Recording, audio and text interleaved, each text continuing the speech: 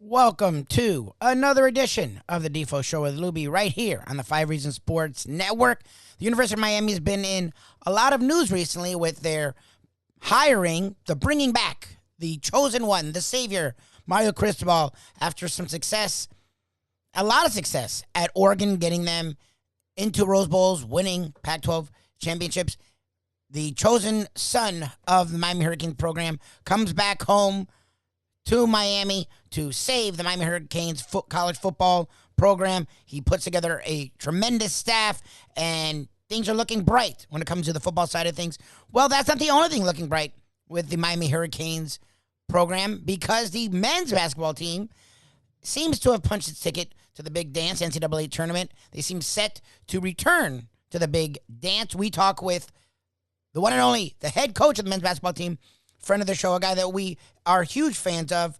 Coach Jim Larranaga joins us today, talks about this season and what he's looking forward to getting back into the big dance with the Miami Hurricanes men's basketball team. The Defo Show with Lubie, right here on the 5 Reasons Sports Network, with Miami Hurricanes men's basketball head coach Jim Larranaga. This is always a treat for us. We consider him a basketball treasure. So happy that he's here in our hometown of South Florida, Miami specifically, University of Miami. And a pleasure, as always, to be joined by the head basketball coach of the University of Miami basketball team, the great one himself, Mr. Jim Larranaga. Jim, how are you? Thanks so much for joining us here on this Monday. Oh, my pleasure, guys. Good morning. Good to have you on, although we're hoping that you don't consider us, on the threshold of becoming a jinx, because the two times Lubie is called to set up an interview, first was after your win over Duke, and then, of course, just before you came on, what was that debacle at Florida State where they call that cheesy foul at the end of the game to cost you the ball game and the winning streak. And then, here we are in a nice win over Pittsburgh on the road. You throttle those guys. Looked like you set yourself up very well for both the ACC and the NCAA tournament, and then a heartbreaker against Virginia Tech. Tell us about that ball game, because that had to be very frustrating to sustain that loss. Well, it was frustrating because both teams had played so well, and if you remember when we went to Blacksburg, Virginia, to play Virginia Tech at their place, Charlie Moore made a half-court shot to win the game. And it was a fantastic game then. And on Saturday, it was another fantastic game. The difference being in Saturday's loss, we had a 5-point lead, then a 6-point lead, and we let it evaporate. We missed some free throws. We had some untimely turnovers. And Virginia Tech did some miraculous things. When I watched the video afterwards, there was a play at the end of the game where their sixth man, Maddox, who's having a sensational year, he might be sixth man of the year, he was in the press on the left side of the floor, and by the time we inbounded the ball, he was already over at the right side of the floor, and stole the ball and made a three. In a split second. It was incredible. But that's what it takes to win these close games. You've got to step up. You got to make your free throws. You can't turn the ball over. It sounds like cliche, Coach, to say that I don't know that I've ever seen a year more wide open when it comes to winning the championship. And just as you start to think that maybe you've been able to come to some conclusions about who the real elite teams are, they all lose over the weekend. I don't. Have you ever seen a bloodbath like that among top 10 teams where I think 6 of them lost? Yeah, I think 6 or 7 lost, and it's not surprising to me. I think in today's college game, there's so much uncertainty because of transfers. We've always had high school kids come in and have to make the adjustment. The freshmen would hit the wall in February and, they drop off a good bit, and it'd be the upperclassmen that lead you to the finish line. But now with transfer students, too much is unpredictable. There are teams that don't play well early because the transfers are not fitting in quite so well. And then by the end of the year, when you've developed good chemistry, you have a chance to really play well and win. In our case, we have two transfers. Both are in our starting lineup. Charlie Moore's had a fantastic senior year. Jordan Miller, as a transfer from George Mason, has had a terrific season. And they fit in beautifully and helped us get off to a 5-0 start in the ACC regular season. But as I've said, the regular season is not a sprint. It's a marathon. And during the way in a marathon, there's some fatigue that sets in, and people are constantly changing who's out in front, who's leading the pack. And right now we've come to the end of the marathon. This is the last 2 miles. We have Boston College on Wednesday, Syracuse on Saturday afternoon, and then it's the ACC tournament. How vital, Coach, are these two final regular season games? Obviously, the loss doesn't help. You already have 20 wins. Most people that do this, kind of speculation, they have you going to the NCAA tournament as one of 4 teams out of the ACC, which was supposedly considered to be down.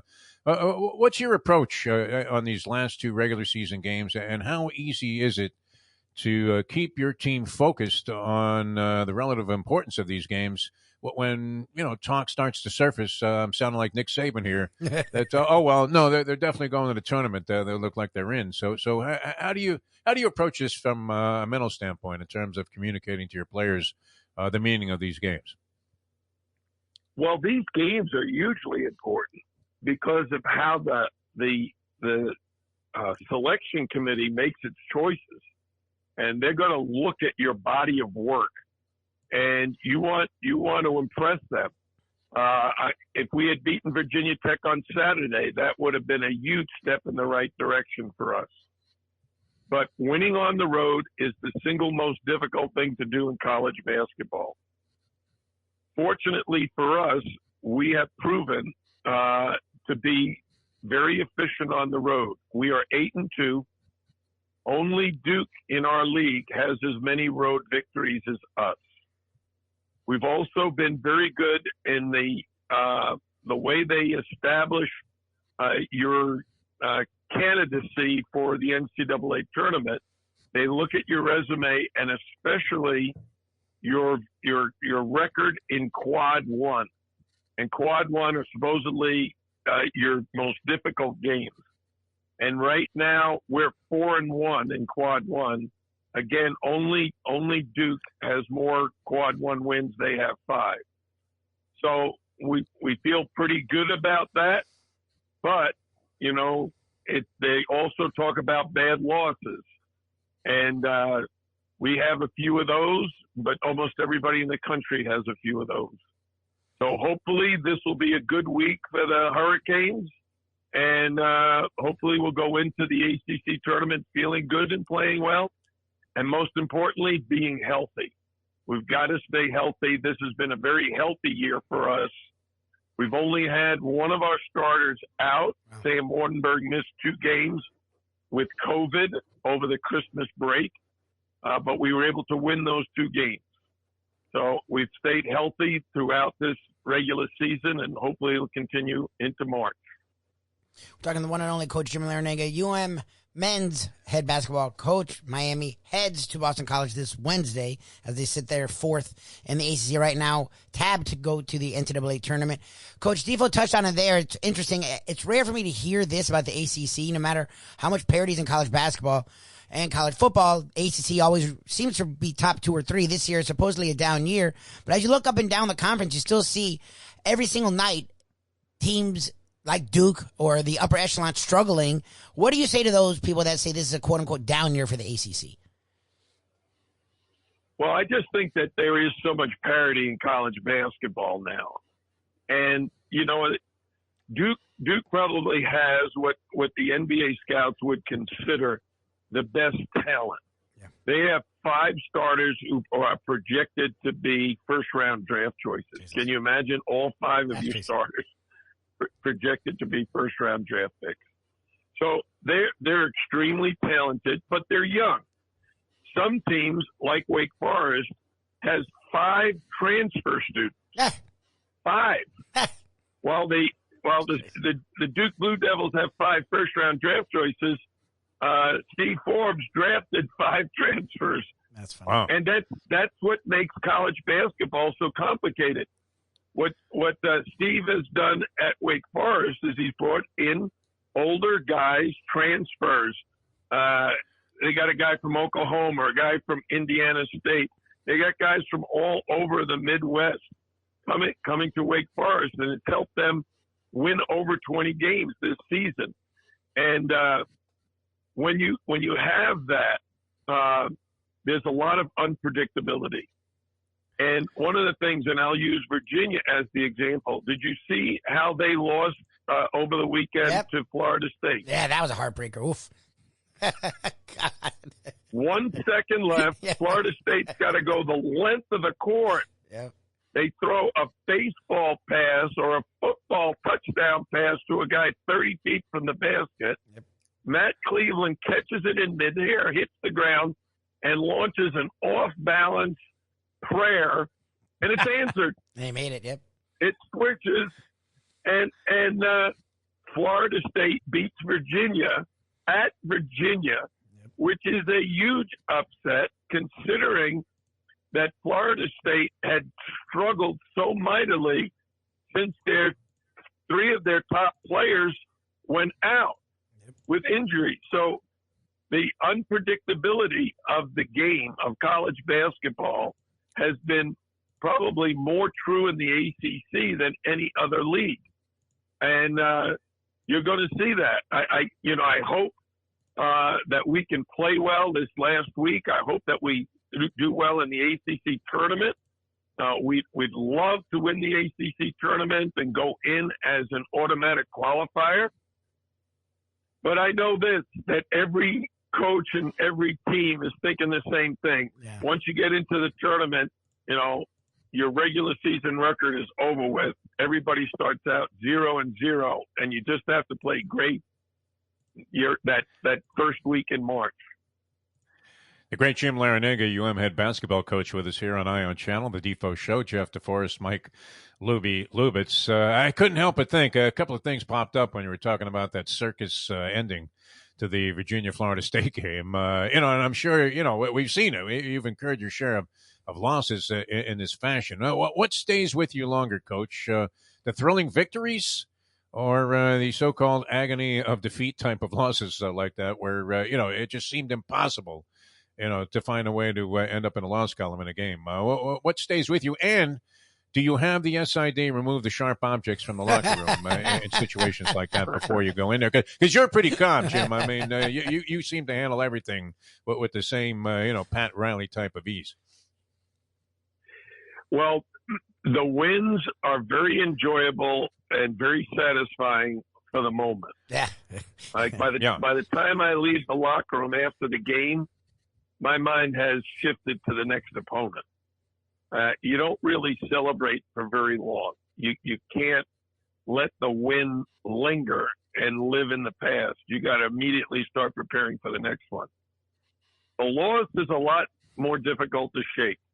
And the day after a loss, which was yesterday for me, Sunday was miserable because I'm replaying the entire game. What could we have done to change the outcome? How did we lose the lead at the end? And I agonize over that for the next 24 hours. Wow. But today we get ready for Boston College. Boston College is playing its best basketball of the season. Unlike us, they're big. They start 6'10", 7 foot.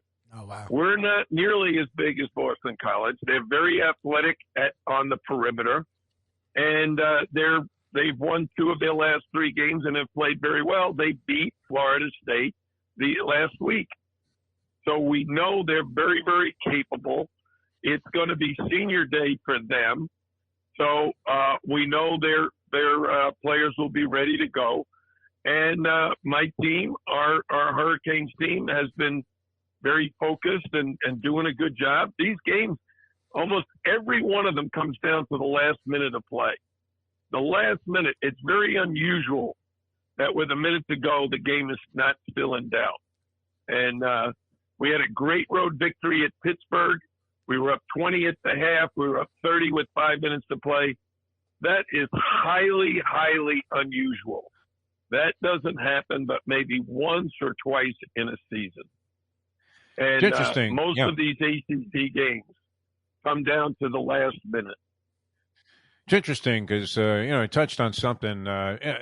People that play at these levels, high-level college basketball or pro ball especially, known to be so extremely competitive. We've seen this, with guys like Tiger Woods, guys that are super successful. And now, is agonizing, all of them say the same thing. They hate to lose more than they love to win. Yep.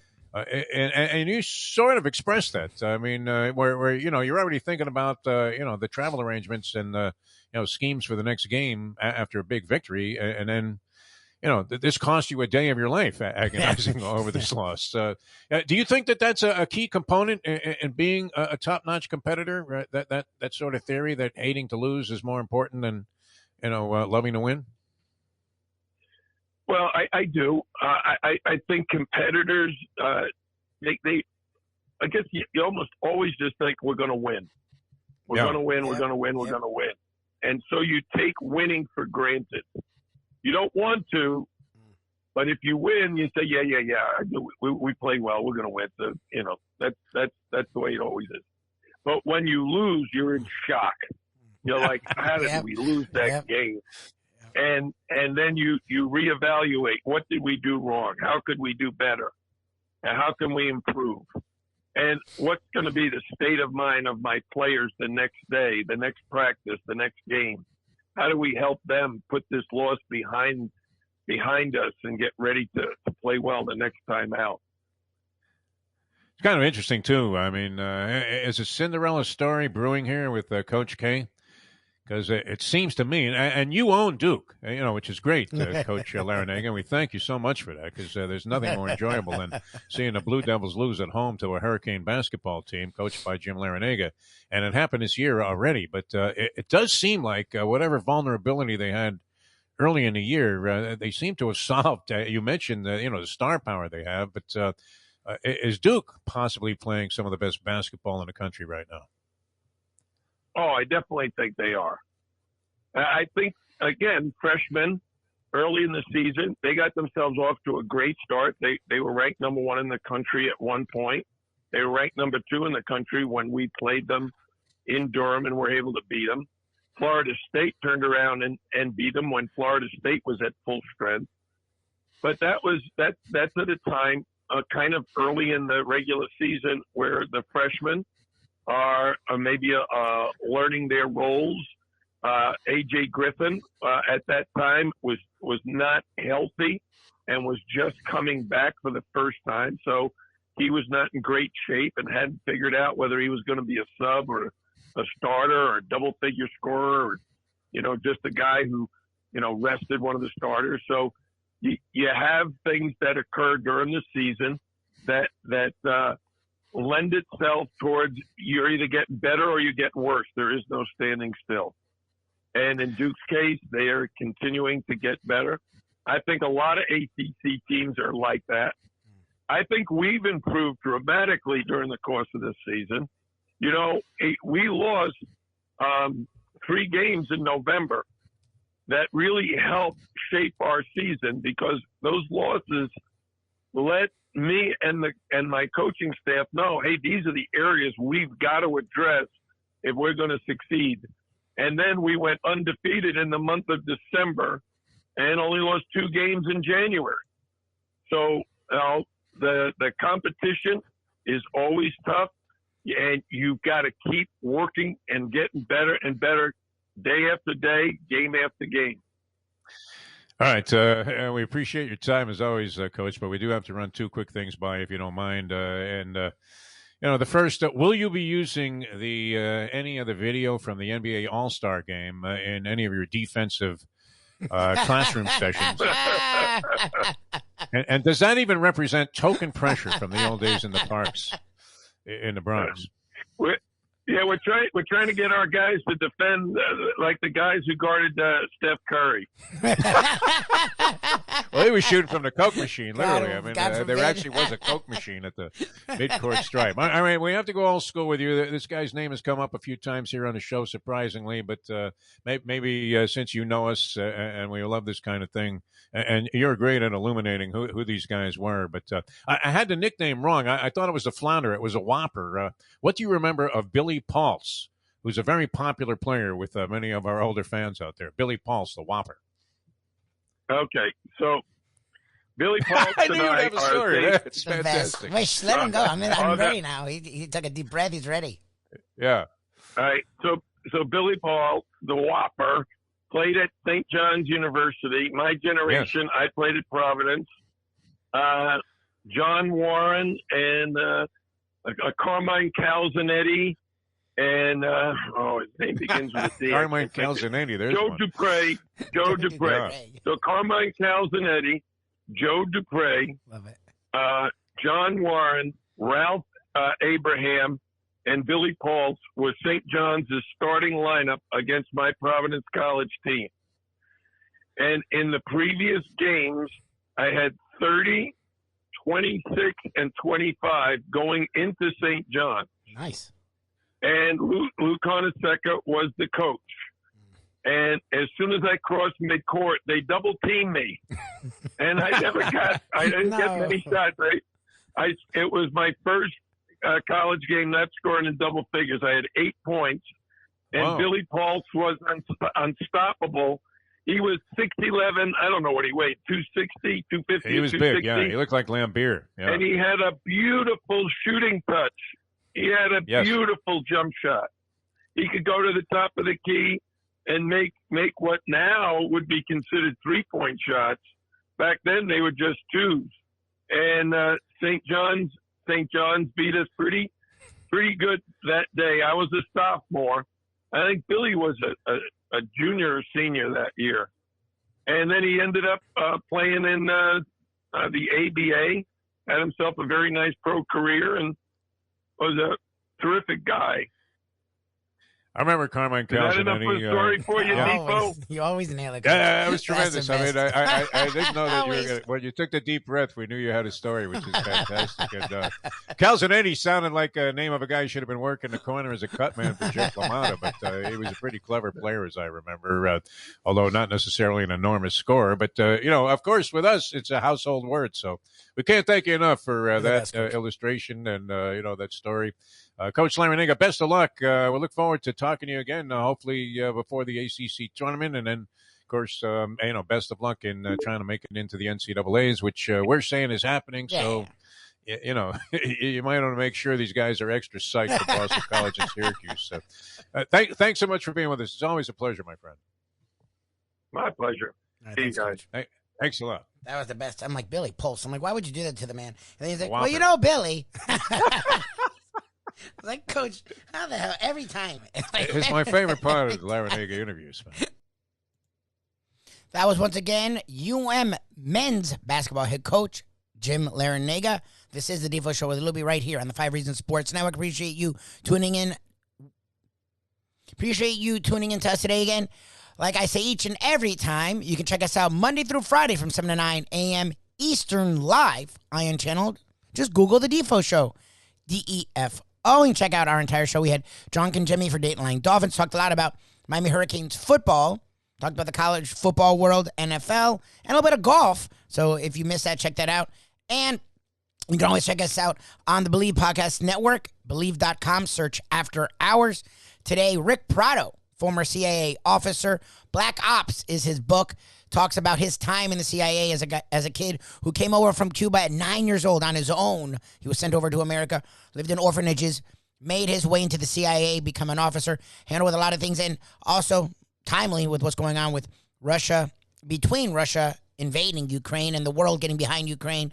President Zelensky become a world hero. Rick Prado talked about some of the things the CIA has fought when he was there and still is fighting today. So check that conversation out. And each and every day, check us out right here, The Defo Show with Lubie. Thank you to the one and only Coach Jim Larranaga. Thank you to everyone, Ethan Skolnick, Everyone at the 5 Reasons Sports Network, check us out tomorrow right here, Defo Show with Lubie on the 5 Reasons Sports Network. These days, we're all looking for comfort anywhere we can find it. Thank goodness for Landlubbers Raw Bar and Grill in the Plantation location, because they are making sure you are as comfortable as possible. First of all, they're not only open for delivery and pickup. All you have to do is go to landlubbersbarandgrill.com for both pickup and free delivery. Their hours have changed a little bit. Monday through Thursday from 3:30 to 10, and Friday, Saturday, and Sunday from 11:30 to 10. You're going to have the best wings in the world. You're going to have a great burger. You're going to have their amazing soups. Again, Landlubbers, Raw Bar and Grill. It's nice and easy. Just go to landlubbersbarandgrill.com for both your pickup and free delivery. Thank goodness for Landlubbers for making you always feel right at home. Hey folks, Tony Segreto here. Let me ask you a question. What do you look for when you go out to eat? Good food, obviously, friendly atmosphere, not too loud, but good energy, reasonable prices, and a place where you feel comfortable. All those ingredients, no pun meant there, are hard to find unless you're talking about the Texas Roadhouse. You see, they encompass all of those attributes. Really, really good food, amazing atmosphere, good for a family, good for a date, or just a night out for yourself, and prices that will make you extremely happy. Their ribs unmatched, steaks hand-cut every day. Everything, and I mean everything, is made on site, including their incredible bread. It's the one day, folks, that you can forget about low-carb diets. Trust me when I tell you, Texas Roadhouse, your restaurant, your destination when you say, where should we go and eat tonight?